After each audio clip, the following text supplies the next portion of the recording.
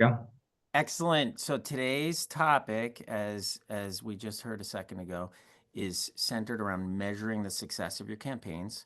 The in historically, the way I've heard many people measure the success of email specific stuff, and hopefully at this point you know that we do email, but also we ask questions over SMS and we ask questions directly on your website now, which we're super excited about. Some really, really cool use cases coming out about how you can use PropFuel on your website, email, and SMS. But today we're talking about a really good way to measure the success of a PropFuel campaign, regardless of where it lives. Um, Historically, though, I always hear, especially from people that aren't using PropFuel, we've done a good job of indoctrinating some of you, but open rates historically tend to be the way a marketer is going to look at their emails. Like boards always want to know what's the open rate, how are the open rates changing? Open rates are horrible. They are a terrible way to measure success of anything. Mhm. They can be useful in terms of comparing an email to another email that you sent recently, because open rates generally give you an idea for exposure, but that's about it. And then you have like click through rates. Click through rates are good. We do click through rates, call it engagement or um, what do we call that, Ashley? Response The rate. Yep, response rate. Thank you. And then we have engagement rates. Now, engagement is, I love engagement because when you send out a campaign that might have three check-ins, it's what percentage of people that you sent that to that actually engaged in a part of the campaign. I actually think that's a really, really good metric. But what's better than all that is who actually did what we're trying to get them to do. Like, perfect example is renewals. So you send out a renewal campaign.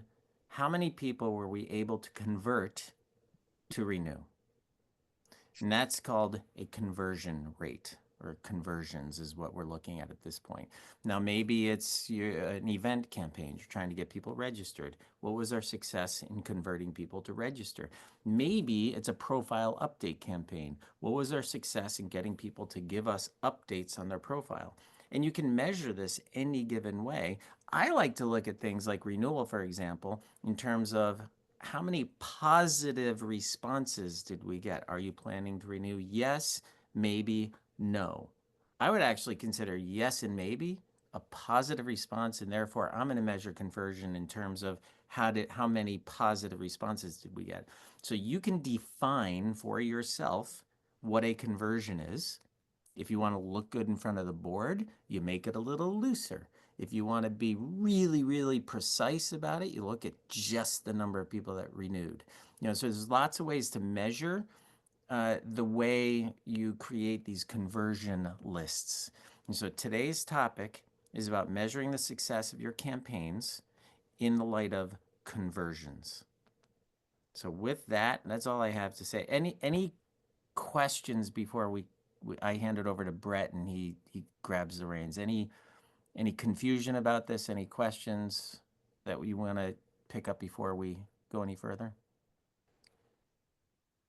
Dion wants to learn why her response and engagement rates are so low. Um, Yeah, I we're pretty don't that new, Yep. but, and our open rate is really high, like 74%, but then nobody's actually clicking on the questions or answering the questions. Yeah, that's extremely high open rate. Yeah, that's very, very high. Um, Ashley and Brett and Clara can who do you work with on our team? Megan, Megan. Okay. So Megan, who's on a cruise right now, by the way, that's why she's not here. But Megan can work with you closely on that. That is a topic that probably we're not going to get into today, but I can tell you off the top of my head, there's a handful of reasons why engagement rates sometimes are lower than you want them to be. Number one, sometimes it's expectations. I've talked to people and they're like, I don't understand why we're not getting 80% of people to respond to this. And we're like, because that's just completely unrealistic. That's one reason why.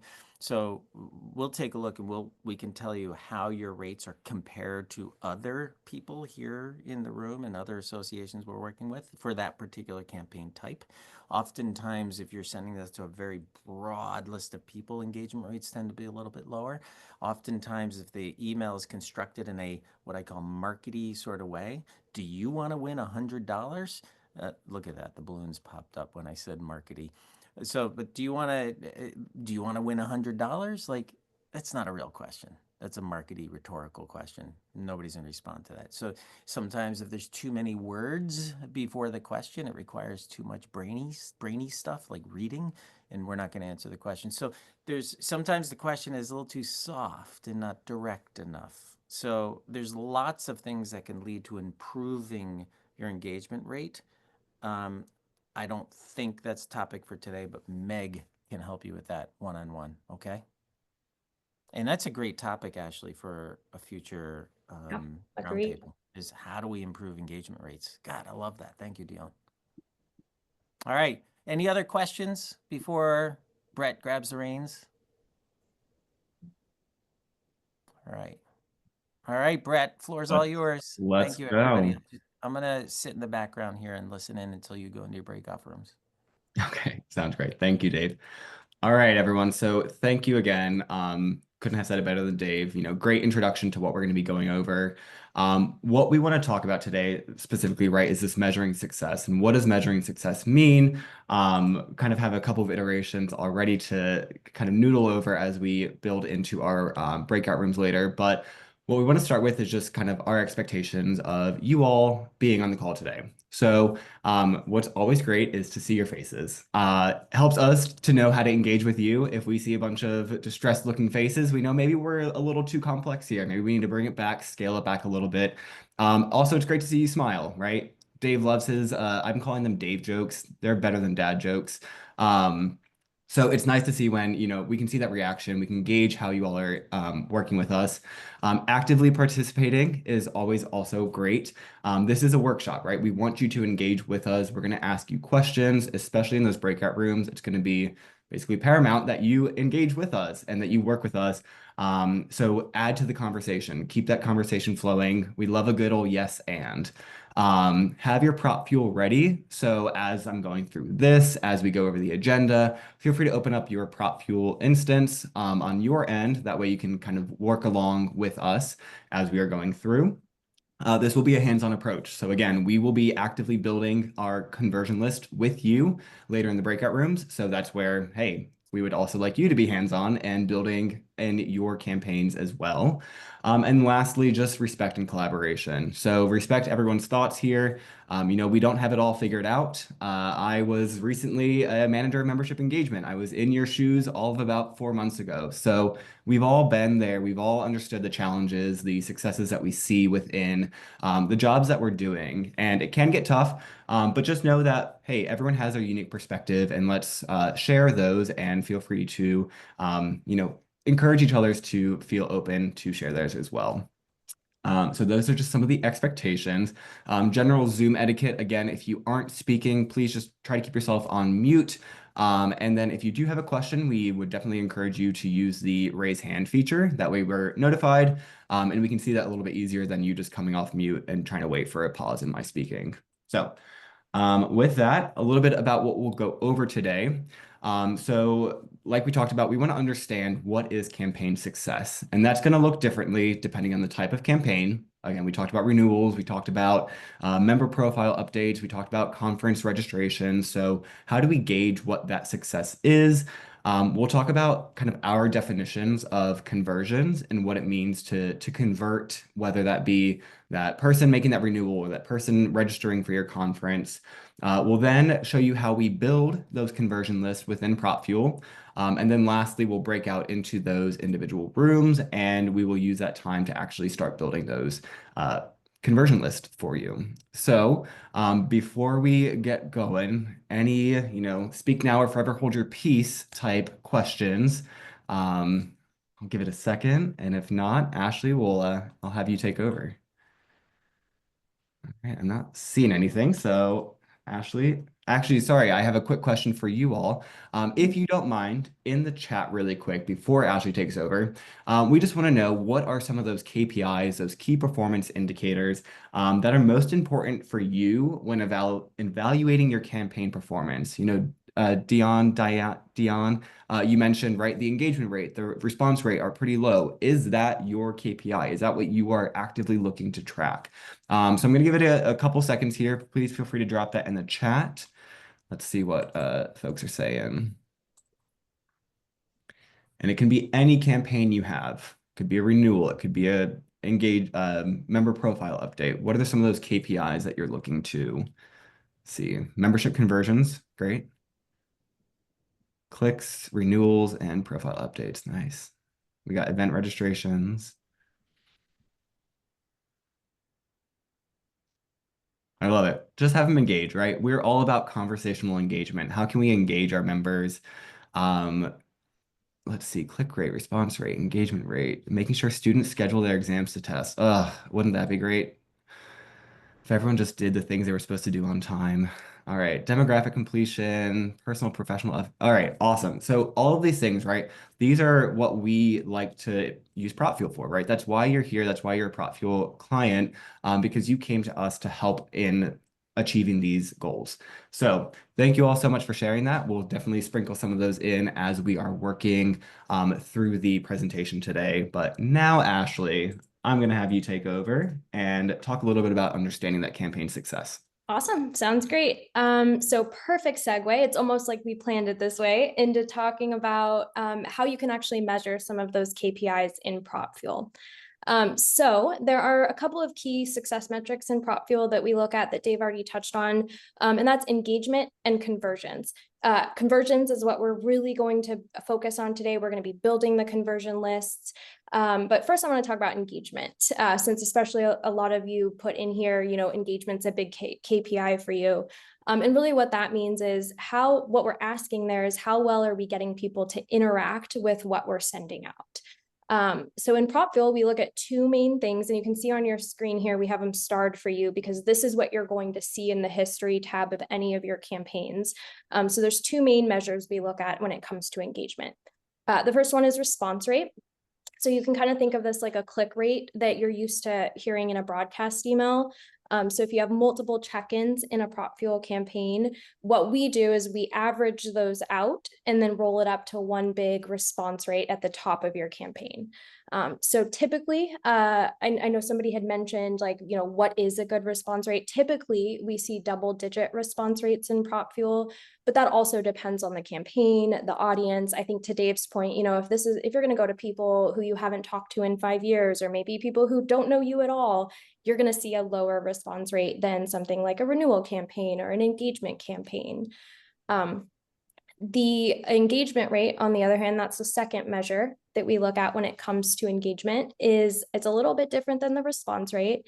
What this does is it tells us what percentage of people have engaged with our campaign at least one time. So typically in PropFuel, you're going to build out these campaigns. They're going to have multiple check-ins. And what we really care about is my campaign, my full campaign, doing its job? Is it getting somebody to raise their hand at some point and say, yeah, I need this, or yes, this is what I want? So that's what we're looking at, engagement rate. So I told you there's two key success metrics in PropFuel. That was engagement. The other one is what we're focusing on today, and that's conversions. Because of course, at the end of the day, what we don't want is just to have people clicking around in campaigns. What we want is for them to do the thing that we're asking them to do, or do the thing that they're telling us they're going to do, whether that's registering for an event or renewing their membership or joining the association. We really care about those conversions. So that's where conversion lists come in. A conversion list is typically, so you're going to see it in practice today, but it's a saved filter in PropFuel that lets you track who's taken a specific action. So Dave mentioned that there's different definitions, and we're going to go over that in just a second, of what a conversion is, but you can essentially create a list based on that definition of the conversion, attach it to a campaign, and then day over day, it's going to track conversions in that campaign. And then as an added bonus, something that's really cool is you can even attach a dollar figure to each of those conversions, and then PropFuel will just kind of calculate that out for you so that you can quickly pull it and report to your board or your boss or whoever you need to. One other thing I want to mention that we're going to be building today, it doesn't really get at conversions, but it's what I like to term, I've kind of just made this term up. It's called bubble up lists. But I feel like once you hear it, you don't forget it. And that's those people who still kind of need a nudge. So, you know, whether it's people who tell you yes in a campaign, yeah, I'd love to renew my membership, but you notice that they haven't done it. Build a list to bubble those people up so you can do something more with them, whether that's sending another campaign to them or picking up the phone and kind of taking the human approach. Either way, you can build those bubble up lists in PropFuel, and that's another one we're going to build today. Thank you, Ashley. So really quick, actually, before we jump to that, Claire, do you want to help kind of explain, you know, why do these conversions even matter at the end of the day for our clients? Yeah, for sure. And it's kind of repeating some of the things that everyone else has already mentioned, but I'll put it in as organized of a fashion as I can. But it's really conversion lists matter because they allow you to track those meaningful interactions. So it allows you to track those people who may have indicated that they wanted to renew and then ultimately did end up renewing. So it helps in making sure that you're tracking those actions, as well as tracking from a bubble up perspective, those that did say they were going to do it, but then actually didn't end up renewing. So it helps you kind of identify those various aspects of a process. It also helps you gain some visibility into campaigns in terms of kind of seeing how successful was that campaign from a conversion rate standpoint or a conversion standpoint. Are there things that you might be able to alter within that campaign next go around to try and increase your conversions as well? So it allows you to kind of take the results from the campaign and really use them as an opportunity to make the campaign better in the future or make tweaks to the campaign and to see what really works and what needs any type of change. It also obviously helps you measure ROI. So it helps you see kind of the actual ROI on the campaign in terms of how many conversions you directly received from that campaign that you had sent out. It also, I think, helps in terms of like seeing again who converted, who's on that bubble up list to see if there's any opportunity for nurturing any individuals as well. So trying to figure out how you can do that follow up with those that maybe did say they were going to renew and then didn't ultimately end up renewing, those that maybe didn't even respond at all to the campaign, and trying to nurture those audiences as well. And then all in all, it does kind of help reduce the manual tracking that you might be doing outside of PropFuel. So it keeps you from being able to, or keeps you from having to compare data from multiple sources. It kind of can aggregate it all in one place for you. You'll see when we build those conversion lists later that there's the opportunity to pull data directly from what's in PropFuel, but also if you've got a connector to pull that information from your AMS system as well. So it has the ability to look at couple different factors to help you build those conversion lists. So it takes away the need to kind of build out various Excel spreadsheets and try and tell the story for you. It helps in building that story so that you've got a more clear image on what that ROI was, what was working in the campaign, and those metrics that you can kind of present to your team or whatever it might be on the success of those PropFuel campaigns. So Janet, Awesome. I saw your hand go up. Yeah. Yeah, quick question. Do you have to set up the bubble up lists prior to the start of the campaign, or can they be started at any time? Anytime. No, you could do it anytime. Yeah. Because you're basically just looking at what people respond with in the campaign and then adding in filters to see if they actually followed through on that action that they said they were going to do. So you can have that running all throughout the campaign process. Okay, thank you. Yeah, great question. And it's also right, even after the campaign had run completely through, you could do it. You could do it in the middle of a campaign, just depending on, you know, when you want to start tracking that data. What we do recommend with a bubble up list is kind of holding that out at least until the end of the campaign. That way you're not kind of reaching out to someone that might still take that action while the campaign is running. They might receive that one last check-in, and that's the final kind of, what is it, the straw that breaks the camel's back, right? we need a better phrasing for it to make it a positive thing, but right, what's going to be that step that takes them there? So for bubble up lists, we definitely want to think about, let's wait till the end of the campaign and then start doing that external outreach as necessary. So Great, thank you. awesome. Great question, Janet. Any other questions before we jump into kind of our definitions of conversions? Anyone from the group? Okay. Awesome. Chat is always open, so feel free to drop them in the chat too. We will certainly get back to those. All right, so the next thing we want to go over is, again, just kind of that definition of conversion. And Dave mentioned it at the very beginning, right? A conversion can be a lot of different things, and it's really just a matter of like what we talked about earlier. What are those KPIs? What is going to be that key performance indicator for you, for your board, for your membership team, for the executive director, whoever it is that wants to kind of gain insight into these campaigns?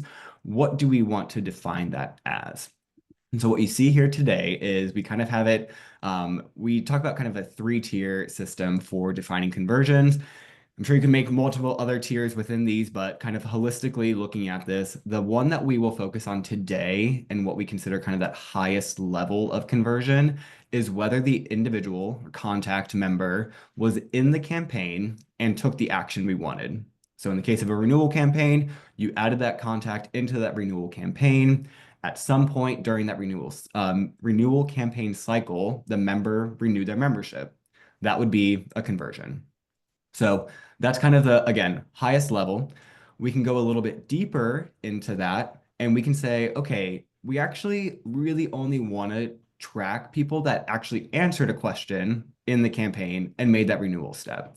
So in this case, right, it doesn't matter maybe what they answered necessarily, but at least they answered a single question.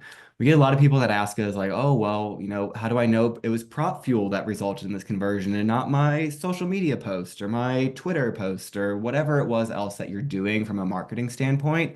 And really, I mean, that's one way that you have to decide for yourself what makes most sense from that conversion standpoint. It's always easiest to start the highest level and work your way back into the kind of the deeper segments of it. But that second one, right, if they at least answered a single question in the campaign, regardless of the answer, and then took the action we wanted, we can also use that as a definition of a conversion.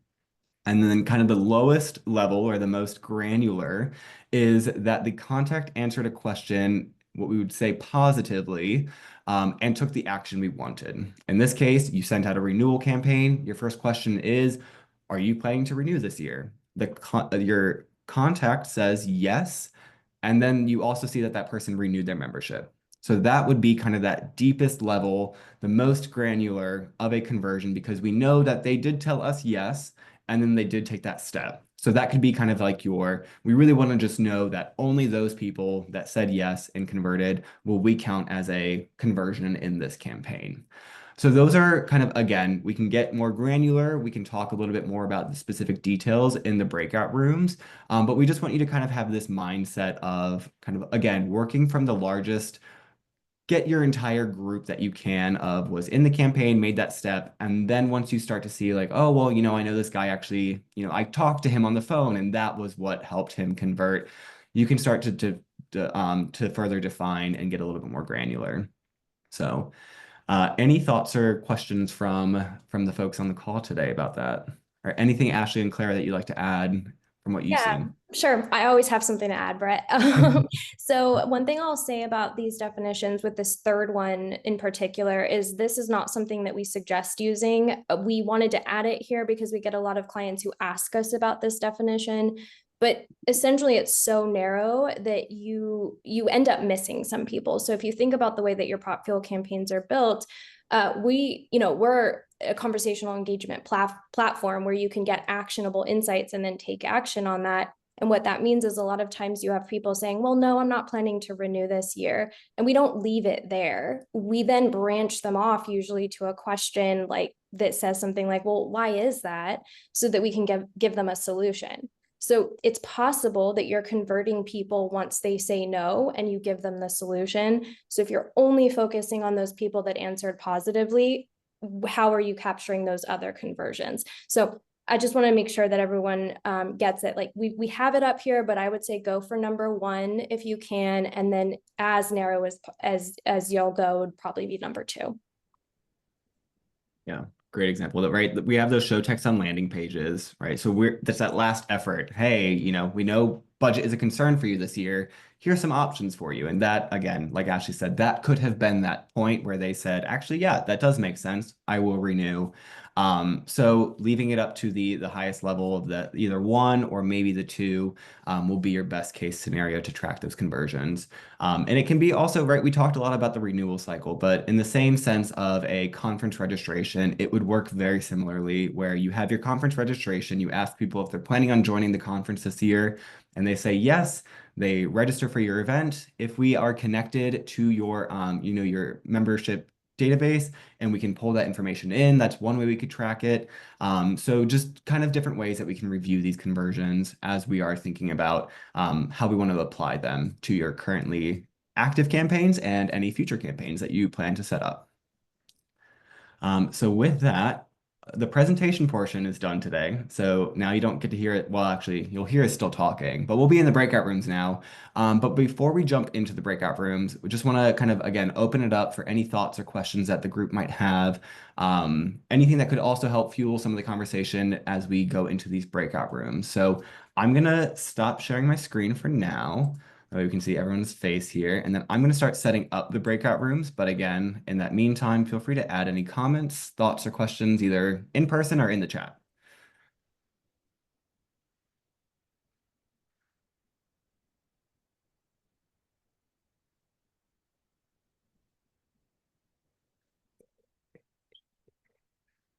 Sorry, I also have to make sure that we get our people moved around. So we can't have all of us in one room. All right, so Okay, I'll ask a question. thank you, Janet. Is there any plan to do, like, how you're sending now, well, you're sending now those reports at the beginning of the week and the reports at the end of the week? Yeah. Is there any thought about doing a sort of summation or summary report on the conversions? Good question. Dave, I was waiting to see if you wanted to jump in, Ashley, because I know, by the way, to give you a little inside scoop here, Ashley and Cameron like to knock heads on technical stuff. Ashley is like our Salesforce and database guru on the client success team, and she and Cameron talk the same language, which is kind of cool. So I was waiting to see if you had an answer to that. Janet, there are no concrete plans on what to do with those updates, but there's a lot of really cool things that we can do with those updates. I love the idea of incorporating conversions, conversion data. It'd be interesting to figure out how else can we personalize that weekly message to you, specifically you versus another user in your organization. Like that's something we're thinking about, just as you should be thinking about that with your members. How do we personalize every single message? So I'm gonna put that in our product request channel in Slack. But one of the things I can tell you that we've been talking about is adding in recommendations. And we're incorporating some AI internally to evaluate, your kickoff notes, the conversations you had with our sales team before you signed the contract as to what you were interested in, and being able to analyze based on what you said then and what you're doing in PropFuel now. Where's the gap? What did you say you wanted to do that you're not doing? And would you like to do that? And if you would, click the button and it triggers a blueprint just like that. You said you want to do more things on your own. Well, wouldn't it be cool if there was a recommendation for something that you said you wanted to do, and by clicking on this button, it'll run a blueprint for you and get the skeleton of it into PropFuel, so now you can just go and edit it. So we have lots of ideas for what to do with that, but everything's going to be evolving over time. Great, thank you. And if you have other ideas of what you'd like to see in there, please send them over. Great, thanks. But I will ask Cameron about adding conversion data to that too. Melissa says, newbie here, what is the one thing you wished you knew? Interesting question. Do we have, I defer to Ashley, Brett, and Claire. Do we have time for like a 2-minute break to ask people to help Melissa as a new user? Yeah. Hey, I was just trying to fill the time like Brett requested, so if we don't have time, we No, don't have time. that's a really good question, and I That love wasn't a plant, I promise. She came up with that herself. All right, for those of you that have been using PropFuel for a little while, what's the one thing you wished you knew when you were a new PropFuel user?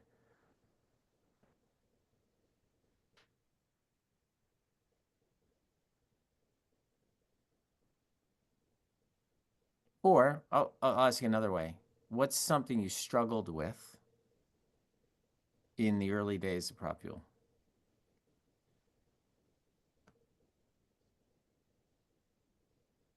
I Um, can say it took me a while to learn how to make a campaign and set them up. And even still, I don't set them up as well or as quickly or anything as Ashley does, or think about it more innovatively as she does. So, I wish I were better at that, but there you go. You're Hey, great. Dave, Jason Powers. Hey, Uh, Jason. My tip would be I actually have a standing meeting with Megan every Friday at 10 a.m. And we've met, I don't know, for over a year and a half, almost 2 years now. And I come to the table with a lot of questions, concerns. She walks me through some mistakes I made on my own campaign development. And so we work tag team, and it's really worked well. I've learned a lot. She's shared a lot, and we're really seeing great results. So that's my That tip. is very generous of Megan. I did not realize that. Maybe we ought to take a look at your invoice, Jason. So people are saying, but yeah, you're more than welcome. Eleni, 1 second. I see your hand. I think that's for us. Yeah. I do see a bunch of people saying, Ashley, in this case, yes, take advantage of the resources, including the people resources. We have the knowledge base, which is super, if you like to kind of look things up on your own, we have tons of stuff in the knowledge base. But Ashley and Clara and Brett and Meg can help you with questions. Of course, you got to be patient with them because they're just people and they have schedules and meetings and so on. Clara's been fantastic thus far, so we're itching to get going. Thus far. Awesome. I'm kidding. Can And I the add one? blueprints- Can I the add one blueprints- thing? Sorry, Claire. The blueprints, by the way, somebody said earlier, like it took them a little while to figure out how to set up the campaigns. Cool thing about blueprints is you shouldn't have to, and most of the time, you shouldn't have to even worry about how to set up a campaign. The blueprints should do it for you. Then you just go in and edit the campaigns. So that's kind of new-ish. 6 months new, I think, maybe longer. I don't know. I can't remember when we came out with those. All right, Claire, sorry. Yeah, I was just gonna add, I don't know, I know some people on this call, not everyone, but I came from a client that was using PropFuel, and so something that just to add some color into it, something that I think would have been really useful to know when I was with an association, and it ties back to what we're also gonna talk about today, are those bubble up lists. I'm sure a lot of you get on the phone and call hundreds and hundreds of your members and leave the same voicemail over and over again, like I did when I was with an association. And it would have been super helpful at the time to know about those bubble up lists, so that that list of people we had to call was at least a little bit smaller, or those people that we had to follow up with individually was a little bit smaller. Because you do have those groups of people that you just need to chase down to do something. But would have been helpful to know about those bubble up lists sooner. So I'm glad we're covering it today so that you all can learn how to take advantage of those for various aspects of what you're doing too. So. Lainey, you were going to say something, and Whitney, you're Uh, up next. yeah, we didn't have blueprints when we were doing that. So, really, and they're what you didn't have numbers. So I would always get lost in my long list because I was creating a campaign for the whole year. And so I had multiple engagement points. Anyway, so I had a very long Word doc that I referenced back and forth. And then you guys finally added numbers so I would know where I was when I was checking it. Anyway, it takes a long time. It took a long time. Now there's the blueprints, which are awesome, but it took a really long time. So don't get discouraged because there's always somebody there to help you. And yeah, you just have to keep going back in there and checking in. And then once you have a really good campaign, I always think of them as templates. So my own templates, right? So I will reuse and then tweak it, right? So I'll duplicate it and tweak it for the next year. Um, um, and that works for me, but it takes time to set it up. It absolutely does. It takes time for you to learn and get everything set up the way you want. But think of it in terms of, for me, I don't think of in general of one-off campaigns. I think of them as a template that I'm going to use going forward year over year. Yeah, making We're them working as on that, evergreen Elaine. as possible. Yeah. We're working on that, Elaine, so that it won't take time. We don't want it to. Well, it used to. We didn't have the blueprints before, right? So now it's like when I did that when you guys introduced that, I was like, well, this would have made my life a lot easier. But yeah, so I hear people say oftentimes, we don't have the people, we don't have the time, and we don't have the money. And I want to solve both of those problems. And we're working on it slowly over time. Everything's getting easier and easier, and everything's making you more and more money. Whitney? Mine is a little bit more granular, but the thing I would have wanted to know or remember earlier on is to save workflows, because it just makes my life a lot easier when I don't have to rewrite all those answers all over and over again. And I know I was taught that in the onboarding process, but it took me a couple months to remember it. Thank you. And Dion, I think you said Meg. Talk to Meg. I don't want to say I'm surprised, but I'd like to know what, and through Meg, we don't need to take too much time on this, but I'd like to know what, I think it was Dion. Yeah, what blueprints would help you. I'd be I'll very follow curious. up. I Thank you. We promise. have like 20 some odd blueprints in there. Like we did everything we've ever seen, I think. So I'd be very curious to see what is missing from that list. Thank you. All right. Ashley, back to you. Awesome. All right, we're going to jump into the breakout rooms now. So in a second, you're going to get the little Zoom pop-up letting you know, you've been added to this breakout room. We have it split to basically Ashley's in one, Claire's in one, and I'm in the other. So we figured that's the easiest way. I'm sure you love to work directly with your CSM, but hey, we're going to try to spread the love a little today. So like I said, in just a couple seconds, you'll get that pop-up. Please join those rooms, and then we'll just work directly in there. We won't see you back in this main room. So if you do need anything from us at any point, oh, are you heading out, Dave? I want to say goodbye. I like you all so much. I'm really, really glad you're here. Thank you. And I really, really appreciate your faith in our team and our product. Thank you, everyone. I'm sorry I missed your joke early on. Someone will have to. You know what kind of shoes a frog wears? Everybody? Open toed. Open toed. All right. I thought you were going to say, what kind of shoes does a piece of bread wear? And I would have said loafers, but I mean, So good, Brett. literally just came to my made it. mind. You made the team. Bye, everybody. Bye.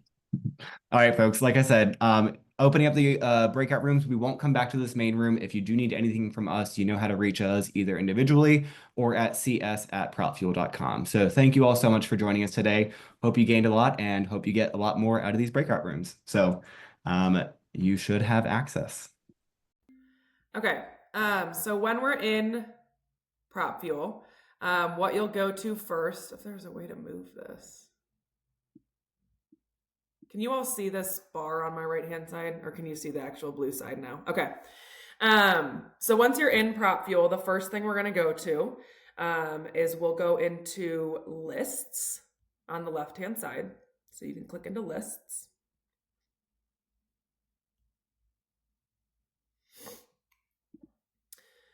And then we're gonna create a new list.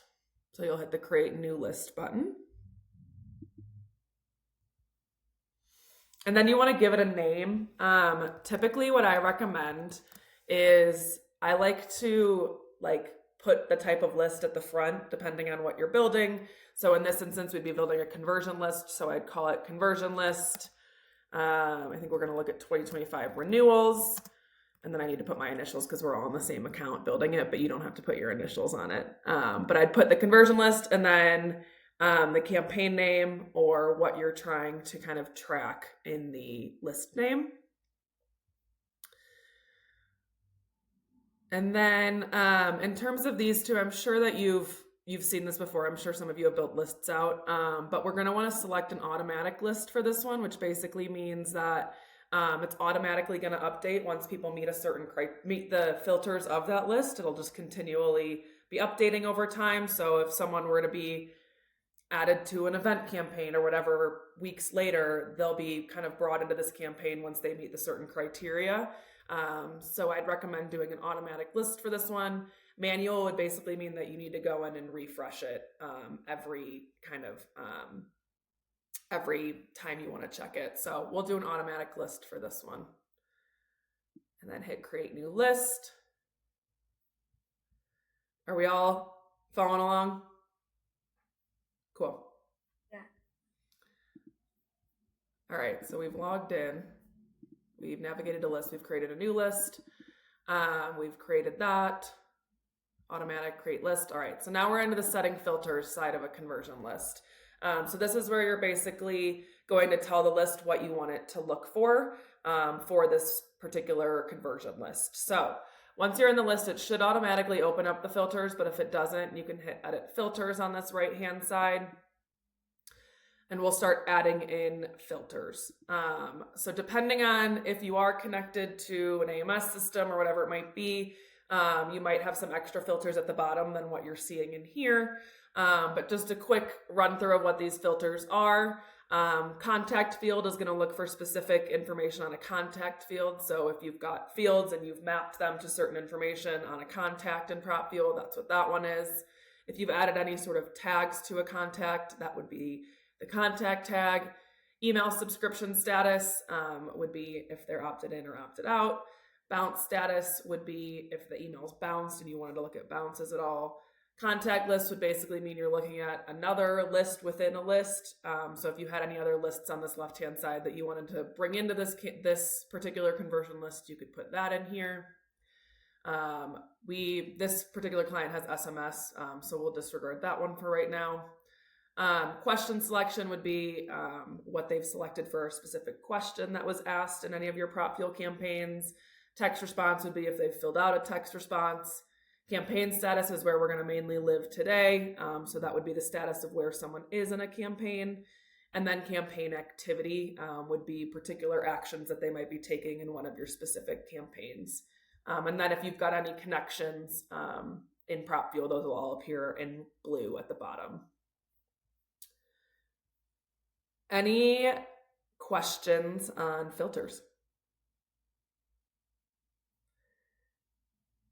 Okay, so as was covered in the initial kind of session, there are 3 ways that we can define a conversion. We're going to go the suggested route today, is those that are in a campaign and then took the action that you had wanted them to take. So we're going to look at it from that standpoint. But obviously there are a few other kind of definitions you can look at, whether that be they answered a particular question and took an action, or they answered positively and took an action. But we're going to look kind of at that holistic. They were in the campaign and took the desired action that you wanted them to. So we'll look at that today, but we can certainly discuss if you wanted to get more specified in terms of the filtering as well. Hey, Clara, I have a question. Yeah. How do you remove a filter once you've added it? Because I can't seem to do that. Yep. So we'll just put a test one in for right now. So let's just put an org, an OTD development. So now that it's on here, you just click it and then you should be able to delete it. Okay, thank you. Yeah, that was a good question. Anything else before we actually start building the filters? Okay, cool. So we are going to start by looking at the campaign status. So like I said, we want to look at anyone who was in a particular campaign. So we're going to click on the campaign status filter, add that in. These are all of your different options.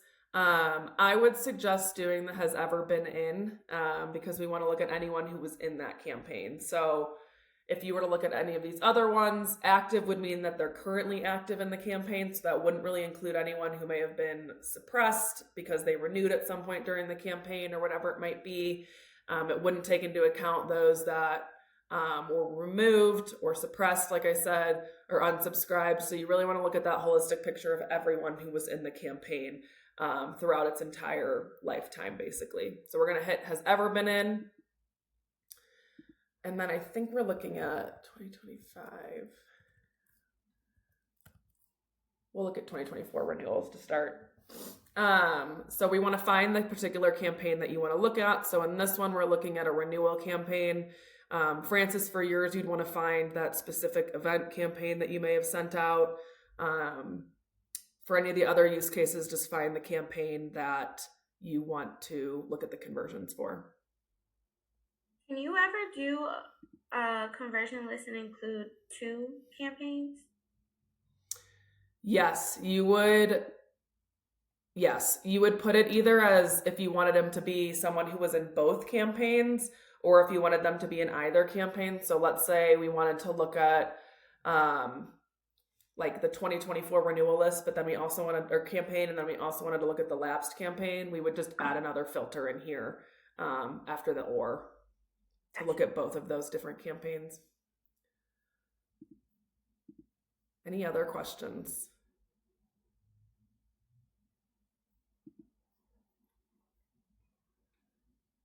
Can All you right. share your little cheat sheet that you just had up there? Yeah. Can you see this? Yes. I wish I could figure out how to, I can strike through. So we've done that. We've logged in. We've done the lists. We've created a new list. We've filled in the list name. Sorry that you have to watch me do this one by one. I wish there was a faster way. There we go.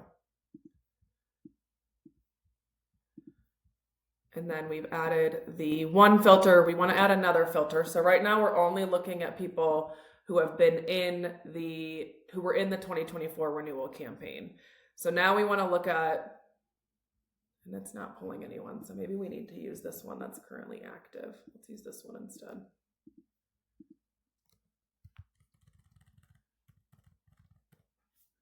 We're gonna use this one instead. There we go. Now we've got people. So people should appear in your lists if they've ever been in the particular campaign you've highlighted.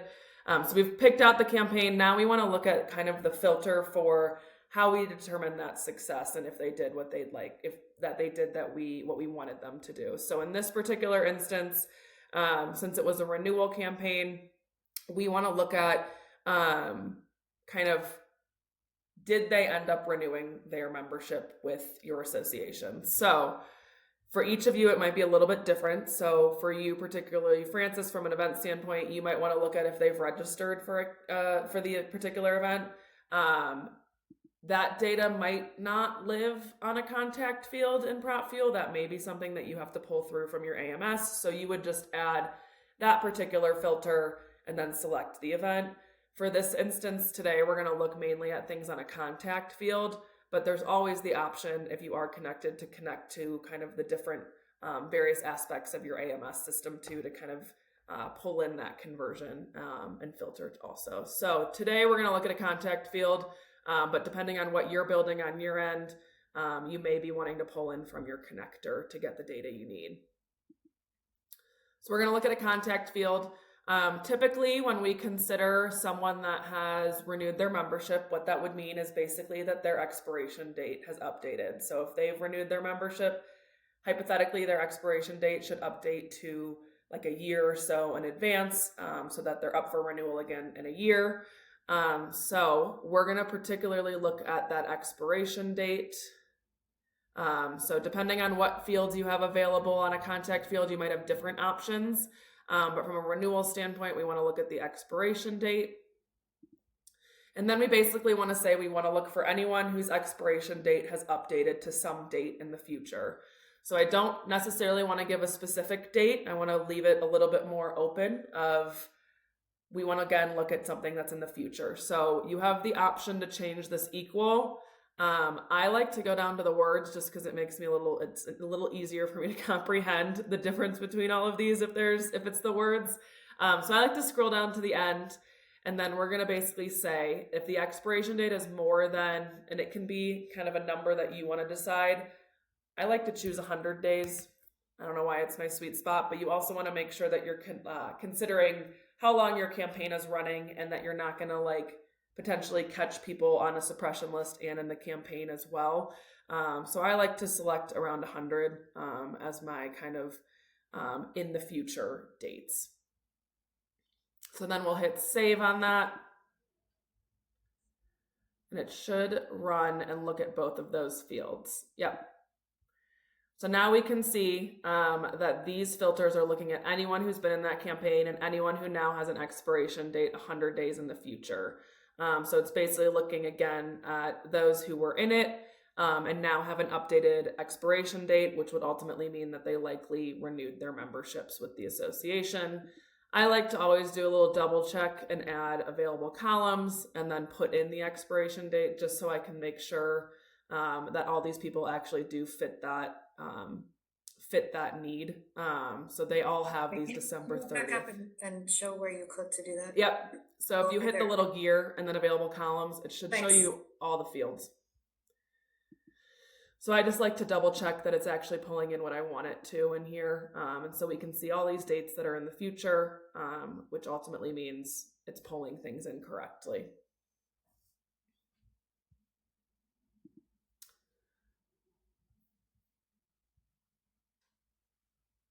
Any questions on that?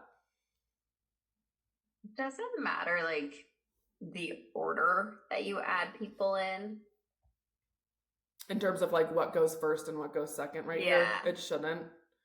Okay. I think I just tend to start with the campaign status because I'm like starting at the larger picture and then trying to wean it in from there, but it shouldn't matter. The most important thing is making sure that you're putting it as an and not an or, because an or is not going to pull in what you want it to. Okay. Were you able to find your event registrations? Yeah. Okay.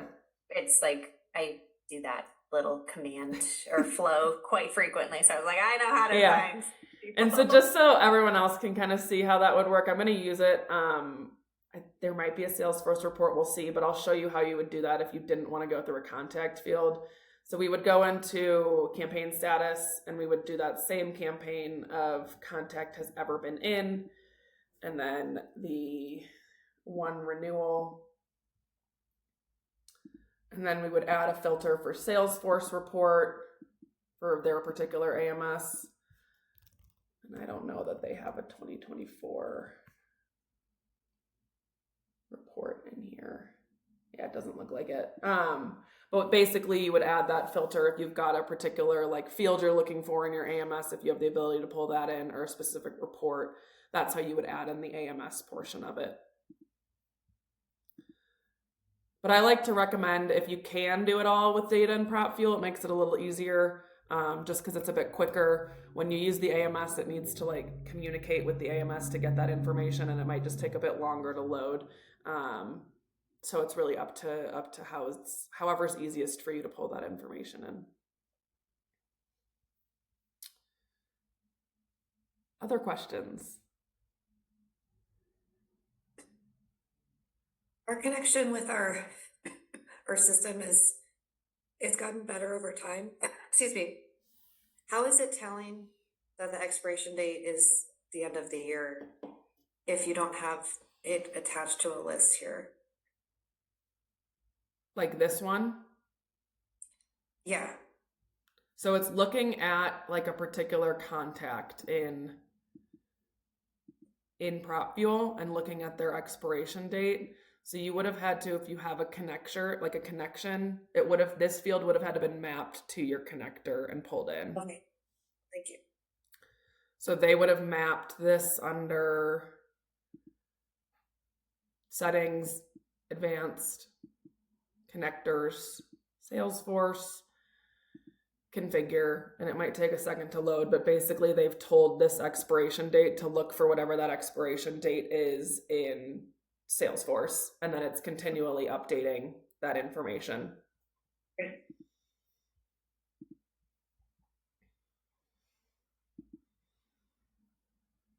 Other questions? Okay. Well, I am going to show you how to add this to a campaign. So we're going to go, because you can add these conversion lists to a campaign, and basically what it's going to do is in that history tab where you're seeing how people are responding to a campaign, we're able to tie that conversion list in, and it shows you kind of like a pretty little chart on what those conversions look like. I might actually, because all three of us CSMs are in here working in the same account. Is there anyone I can put on the spot to walk through adding that conversion list to a campaign? Just because I don't want to break the campaign if all three of us are trying to add it at the same time. Francis or Marie, if you've got your conversion lists built. Cool. I can do it. All right, then Francis, I'm going to have you share your screen. Thank you for volunteering. I'm worried it would break the graph if we all three tried to add it at the same time. It's like a glitch in the matrix. Yeah. Okay. So go to the campaign that you had chosen to use.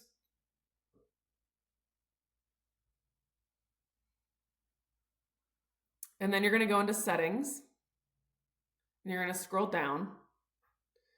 Keep going down. So as you all are probably familiar with, this is where you typically would add your suppression lists and update your settings for the campaign. You also have the ability to add that conversion list. So yep, you're going to hit add conversion list and you're going to select the list you want to use. And then if you pause here for a second, you do have the ability to tie a conversion value to that particular conversion list. So if you had like everyone pays the same membership dues or everyone paid the same amount to register, that's where you would tie that amount to. Where it can get a little complicated is if you do have like different member types or different registration categories, you might just want to build out separate conversion lists for each of those different types and then tie them in here. But it seems like, Francis, you've got a nice, pretty number to use for this one. But in the future, if you... I just put a number in. Okay. You don't have to put any number in unless you want to. It's an optional field. So Okay. you can just leave it We do blank. have different price tiers. Yeah, I would just leave it blank for now then. Okay. And then if you need to tweak it, you certainly can. And And then then hit add add conversion list. And there were people pulling through on that conversion list, right? Mhm. Okay. Yeah, it was about 70. Okay. something. So then if you want to scroll up and go into history. Yep, so now you can see it's put that chart in there. It started today because you built the list today, but you'll see over time that it adds like more of a graph over time of what those conversions look like day to day. Very cool. Yeah, so if you had more categories or anything like that, you could stack multiple conversion lists in here. But it's nice to see it on a chart and to see that number right there so you don't have to keep going into the list every time you want to pull those conversions. Would each, like, so say I did want to break it out between like price tiers or whatever, would each list like get its own chart? Yep. So Okay. you'd build like one conversion list would be like regular rate, and you would put all the people that registered the regular rate into that list. If you had like a education only rate or something, you'd build a conversion list for that, and then you'd put all of them in that add conversion list area, and then all the charts would appear lined up underneath each of them up here. Okay. Cool. And then you can always go into the list if you need to, at that view list. If you had tied a number to this, it would also appear underneath that 73.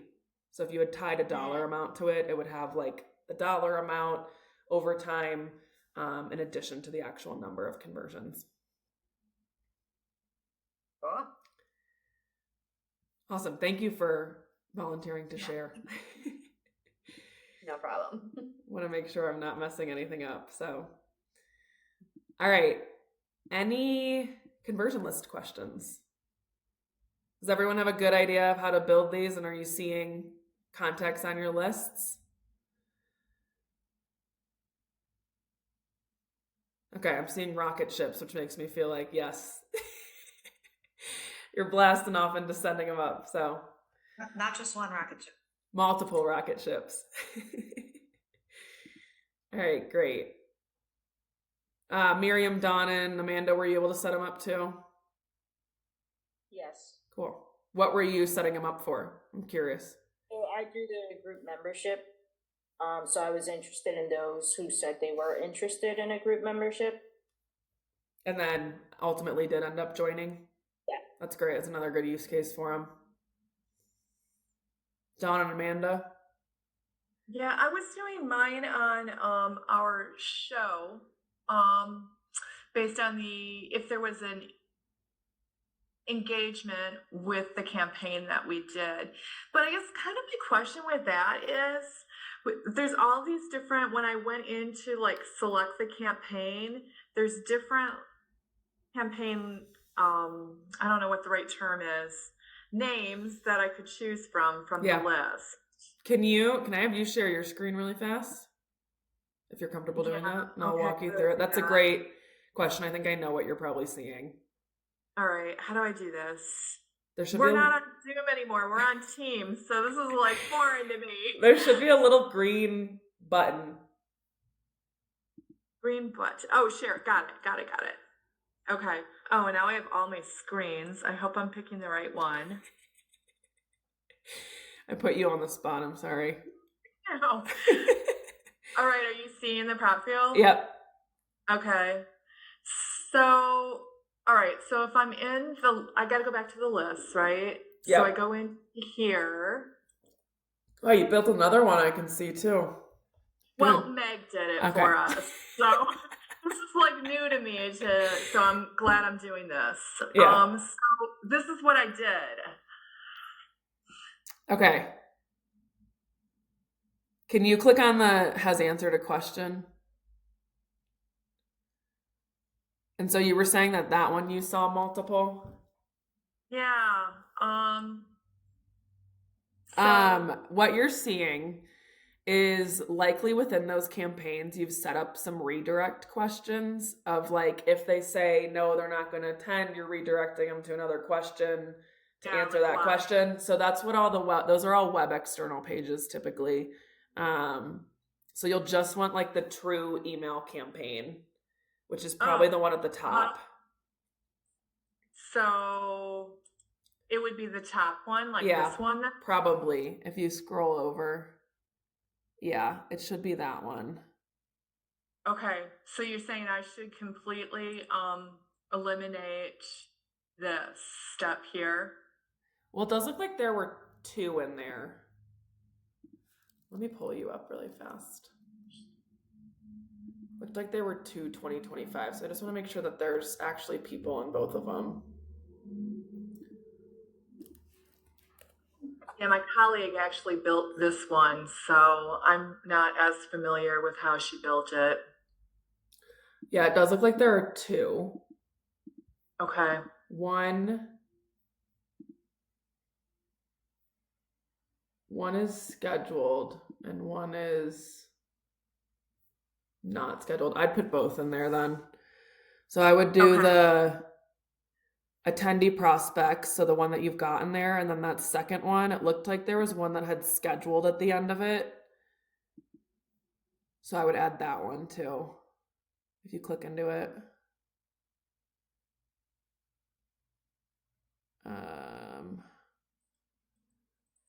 Oh, it must be up higher. Shoot, sorry. You're good. Nope, down. Shoot. It's gotta be, it's one of those. Okay, yeah, let's see. Scroll down a little bit.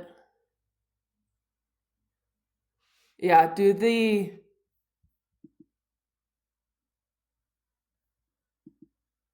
well, actually, no, you're good because the other one's an exhibitor campaign. I don't think you want the exhibitors, right?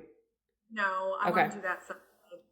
I would just keep what you have then and you can delete the second filter. So you'll just have to go in and click on the campaign status again and then hit delete for that particular filter. For here? This whole box? Yeah, because the first ones should be looking at the right one. Okay. So I just go in here and do delete. Yep. And then delete the second one too. And then that should It's going to think for a minute. And then I think you tied it to, yeah, the prospects one.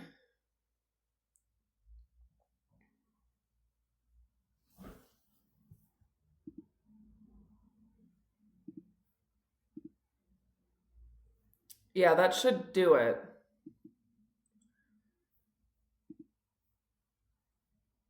Oops. Okay, cool. I know a lot more than I did coming into this. Well, that's Thank good. you. That's the goal. Okay, cool. You can stop sharing if you want to, unless you've got another question. All right. Well, I'm still in your account. Let me jump back into the other one. Okay, so now we've looked at conversion lists and tied those to the campaign. So those are kind of like the things of the good news of what's happened from your particular campaign. So we've finished with the conversion list. Now I want to kind of dive a bit into the bubble up lists. So again, with the bubble up lists, what those are meant to do is basically give you a bit more of like a strategic list of people to follow up with. So it's basically looking at those that were in your campaigns that showed intent to do something, but then they didn't actually follow through on the intent that you wanted them to. And so we can build lists looking at those people. A few kind of use cases from that perspective. Renewals is a huge one. I know I mentioned that in the main room of like building a list of those people who said they planned to renew, but then didn't ultimately end up renewing. Building those lists so that you've got a bit more of a strategic group of people to follow up with. You could use it for acquisition in terms of like looking at those individuals who said they were interested in joining, then didn't ultimately end up joining. I think there are two routes you could do with that one in terms of having you as an individual follow up with them over email or figuring out a way to nurture those people in PropFuel that showed that interest. And then conference registrations as well. So those that said they wanted to register and then didn't ultimately register, making sure that you're kind of continually following up with them to get them to register for your event. I've also seen it used with like new member onboarding campaigns. So getting a more kind of strategic look at those that may have shown interest in a particular benefit you offer. So let's say volunteering, for example, they showed interest in volunteering and then you notice that they didn't actually join any committees. We could build that type of list as well so that you can kind of get some more tailored outreach to them in terms of making sure that they're doing what they said they wanted to do that year. So we can build one together. I'll show you how to do it.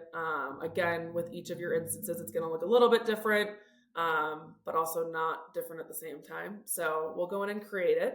We'll follow the same steps in terms of creating a new list. You will want to make it automatic again, because you want to make sure as people meet that certain filter that they're being pulled into the list. You don't have to call it a bubble up list. That's what I'm going to call it. You can call it whatever you want to call it. I've seen like showed intent to renew, but didn't renew for 2025 or something like that. So I'm going to toss that in here.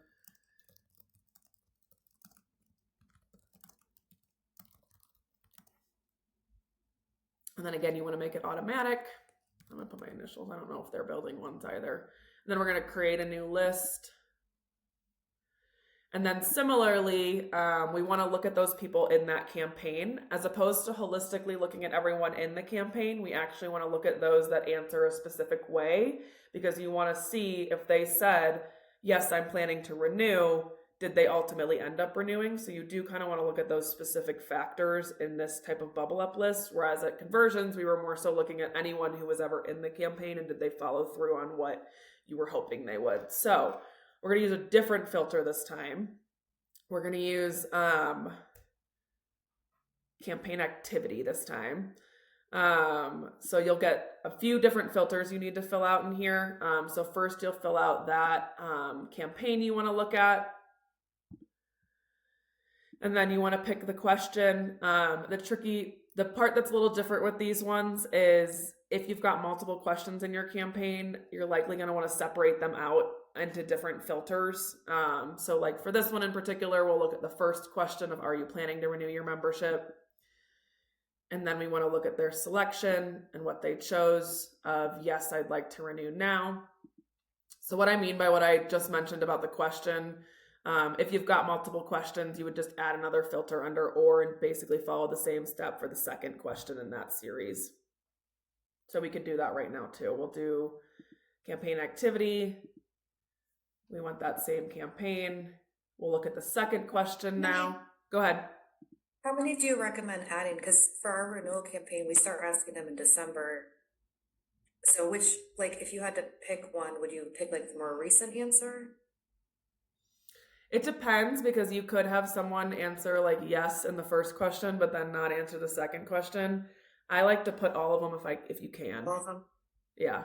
It takes a little bit of work, but again, like people might say yes and then not answer the others, or they might change their mind, but you still want to see those people who showed intent to renew the membership and ultimately didn't end up renewing.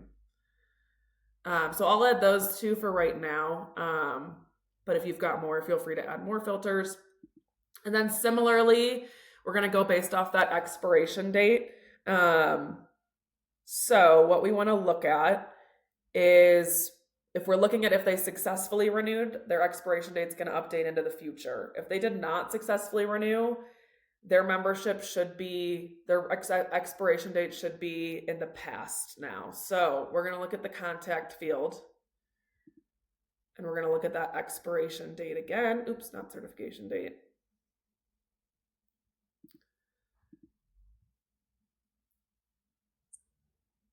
And then we want to look at after, because we want to say their expiration date has passed. So you're looking at in the past. So we can look at like 10 days in the past and see if that pulls anything in. And we'll add that for this one too.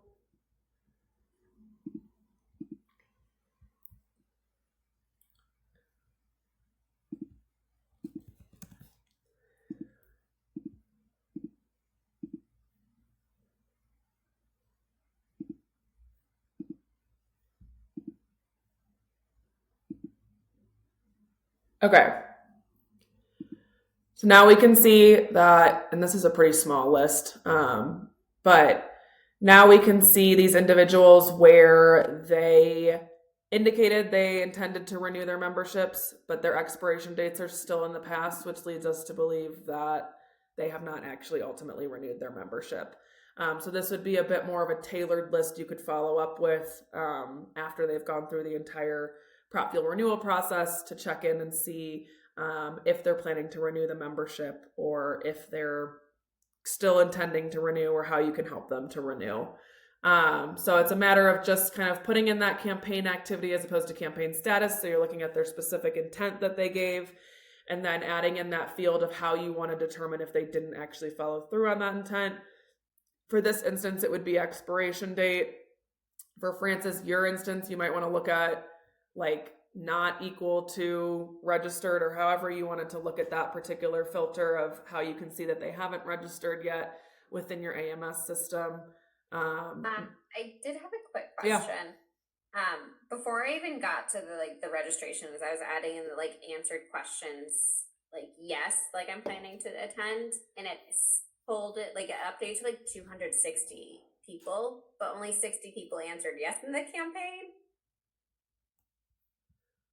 Interesting. So this one you had as yes, I'm planning to register. Yeah. So can I share my screen? Yep. If that's okay. So this was this campaign hasn't gone out yet, or so this one is event promotion. Are you planning on joining us? Yes. When I went into the campaign, that yes answer was 60 something people.